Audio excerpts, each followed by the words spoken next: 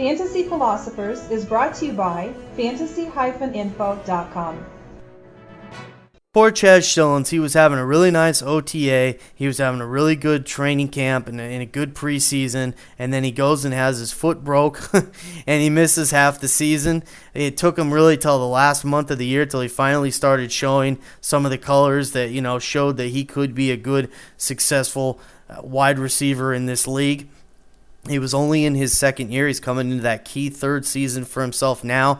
Unfortunately, again, though, he did have another foot surgery this spring, but he is fully recovered, it looks like now, from that in OTAs. He's cutting, he's running, everything looks good, not limping, no problem. So these are all good things for Chaz as he works to be the Raiders' #1 receiver on this team. So far, the projections are that he will start, and Darrius Heyward-Bey, I guess he's still going to start over Louis Murphy. Hopefully, Darrius, this is a very key year for him. He definitely needs to progress. I think we need to see him get at least close to 40 receptions this year to really say that he's taking those strides to not be a bust. But bottom line here is that I think we need to look at Chaz Schilens. As long as he's healthy, he's a guy that definitely should threaten for over 80 receptions this season. I think that's no joke. He's got a better quarterback in Jason Campbell. This team is starting to get better and make more strides to going in the right direction finally. So those are all good things.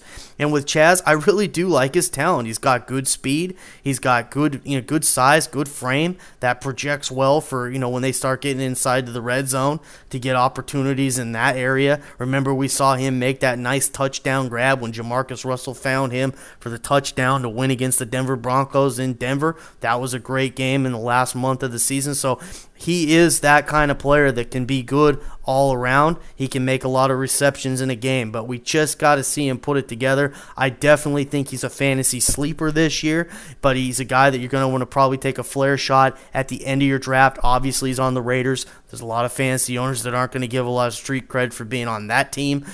And then he's also a guy that's a definite unproven. We've only seen him show flashes at ends of seasons. So this is a guy that is not going to get a ton of talk, a ton of pub this offseason in the summer, but he is definitely a guy you need to keep on that depth chart for your draft board. And if you don't select him at draft day, he's probably going to be a guy that may even be on waiver wires. So again, keep your eye on this kid. If he starts doing things, you need to go out and get him because he does have talent, and more importantly, because he is a Raider, he has hard work to go with that talent.